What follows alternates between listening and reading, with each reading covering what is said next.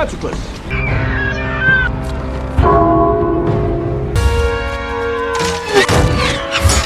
Troy received mixed reviews when it was released back in 2004, and one thing that irked many people was the number of historical inaccuracies. While the tale of Troy is based on Homer's epic poem The Iliad, many people still took issue with how accurate and faithful the movie was to its literary origin.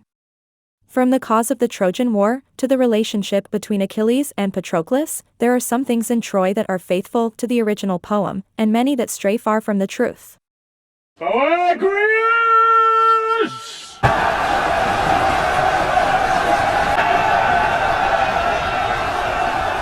Audiences have been captivated by the story of the Trojan War for thousands of years.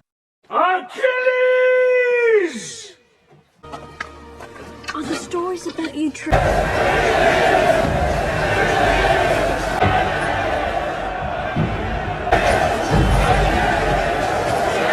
Adaptations and retellings of Homer's epic poem The Iliad are certainly not exclusive to Hollywood in our modern age, but these newer versions of events are often filtered by very modern ideas.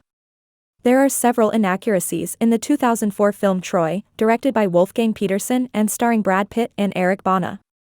Many of them seem purposely carried out to appeal to audiences in the 21st century.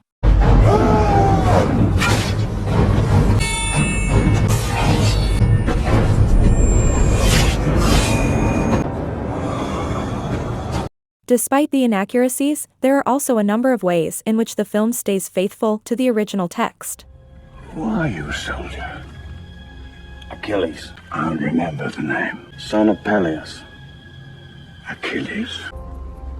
Give it to your king. The ruler of Thessaly carries this scepter. He's not my king. Number 1. The Cunning of Odysseus. Troy has been condemned by many critics for being unfaithful to Homer's work, but one thing they did get right is capturing the intelligence of Odysseus. In the film, Odysseus is portrayed by Sean Bean, who shockingly doesn't die at the end. He is shown convincing Achilles to come and fight for Agamemnon at Troy, and later, conjuring the idea of the infamous Trojan horse. He's going to take the beach of Troy with 50 men? Black Sail. It's Achilles. I'd rather fight beside you than any army of thousands. But Agamemnon's orders. Fight for me, Eudorus, or Agamemnon. Immortality! Take it! It's yours! The one trait that Homer made very clear about Achilles, both in the Iliad and the Odyssey, was that this character was bright, resourceful, and full of intelligence.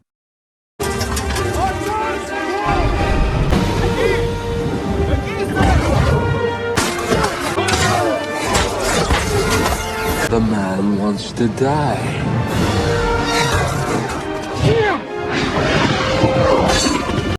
Number 2. Achilles' treatment of Hector's body. In the film, Achilles, portrayed by Brad Pitt in one of his best movie roles, falls to an emotional low point when he discovers that Patroclus, his cousin, has been killed by Hector after wearing his armor and fighting alongside the other Myrmidons.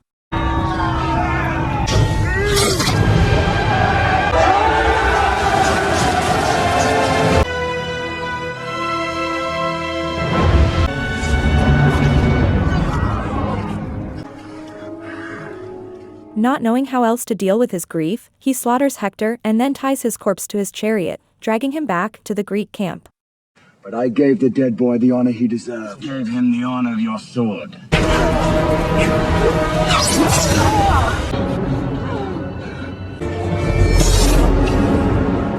The film rightly captures Achilles' disrespect of Hector's body, which was a grave trespass in the days of Homer, even though the desecration is worse in the original text.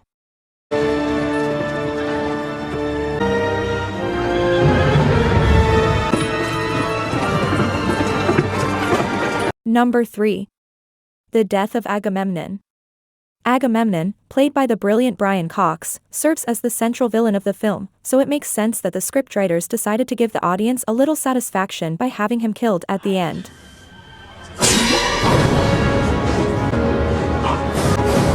But in the original tale, Agamemnon is indeed one of the characters who survives the Trojan War.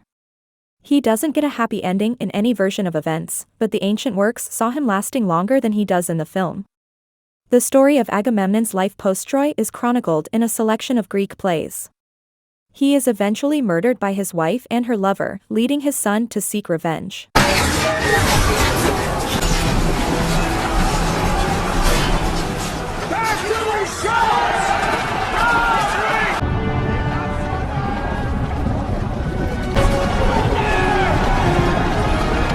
Number 4. Helen and Paris starting the war. Helen's role in the story of the Trojan War is pivotal, and both the original source and the 2004 film make that clear. The fishermen here saw her board their ship. Trojans. With the young prince, Paris. The film might not get every detail about Helen and Paris's relationship right, but they do accurately show the way the couple's decisions led to the Greeks setting sail for Troy.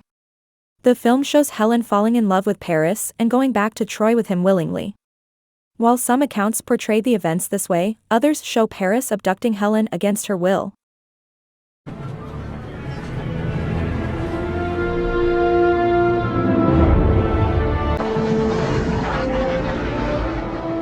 Number 5.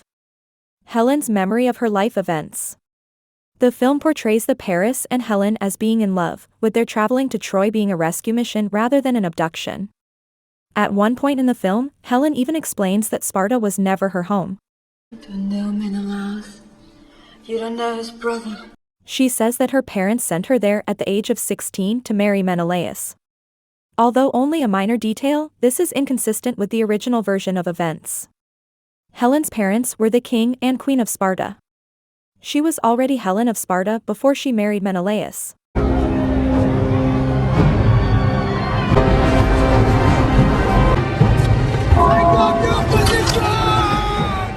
Number 6. The relationship between Achilles and Patroclus. The place where Troy strays the furthest from the Iliad is the relationship between Brad Pitt's Achilles and Patroclus.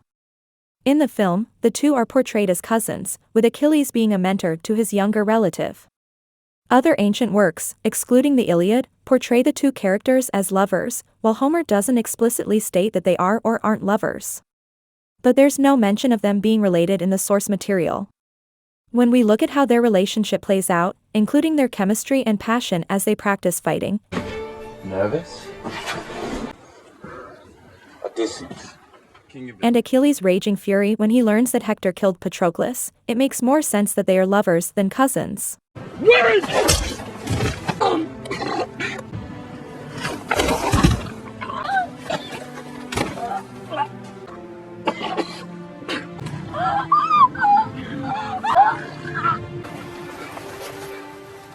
Number 7. Achilles' withdrawal from fighting over Briseis. The relationship between Achilles and Agamemnon is consistently rocky throughout the film. Tensions really boil over when Agamemnon steals Briseis, the captured priestess, from Achilles. You'll never see home again. Decide. The spoils of war. No.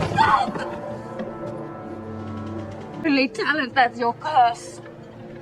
Too many people have died today. This causes the war hero to withdraw from fighting. The source material also shows Achilles withdrawing from fighting on account of Briseis.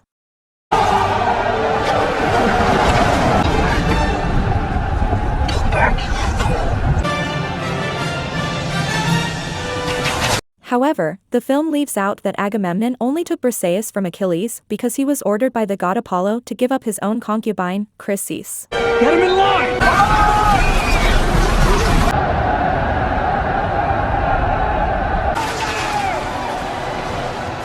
Number 8. Hector's funeral. The film is faithful to the way Achilles savagely treats the corpse of Hector after he kills him. It is also faithful to the events that come just after, also regarding Hector's body. King Priam of Troy sneaks into the Greek camp, although in the epic poem he is escorted by the god Hermes. There, he begs Achilles to let him take Hector's body and bury it. Who are you? In both versions of events, Achilles is touched by Priam's plea and allows him to take Hector's body and hold a proper funeral. The fighting is put on hold to allow the funeral to take place. One leaving this on. I will smash their walls to the ground. We have no way to breach their walls. Zeus! I will smash their walls. Number 9. Brad Pitt, who played the role of Achilles. Brad Pitt injured his Achilles tendon at the very end of filming. Immediately after this hurricane, the set of Troy was blown away, filming was postponed for 3 months, and Pitt had time to recover to participate in the duel between Hector and Achilles.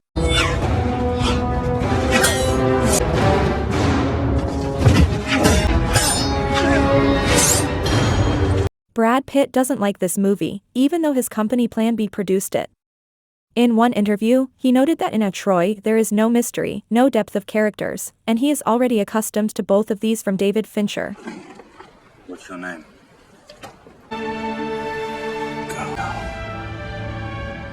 And Pitt also had to train for 6 months to get into Achilles' shape and quit smoking.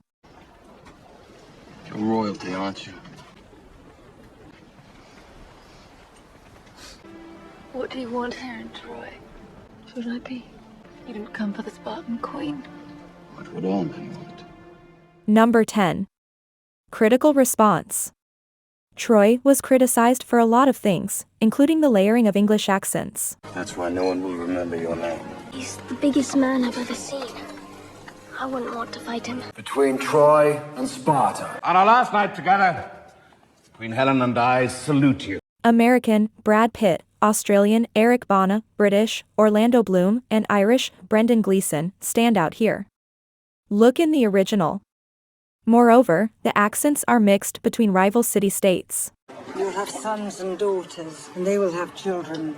Tonight I decide. I thank the gods for your safe return. Helen of Troy. Helen of Sparta. Agree, it would be logical to give the Trojans, for example, an Irish accent, the Spartans with an American accent, and some Thessalians with an Australian one. It would turn out to be a historical and linguistic comic book.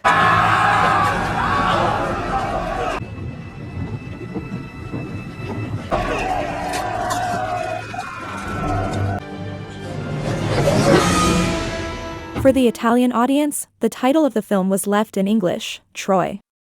The native Italian name of this city, Troia, has become too firmly entrenched in local slang with the meaning prostitute. By the way, in American English the word a Trojan is eponymized with a condom. The Trojan horse from the film traveled a lot around the world. He was filmed in Malta and Mexico, stood in Berlin on Potsdamer Platz for the European premiere, then was transported to Tokyo. Why such difficulties?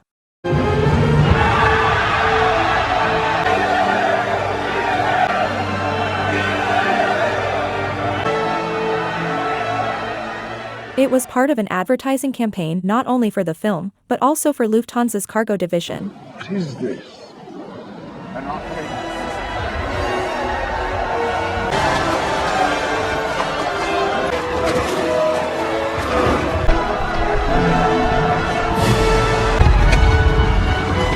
In the end, the horse settled where it was destined, in the Turkish city of Çanakkale, 30 kilometers from the supposed site of historical Troy.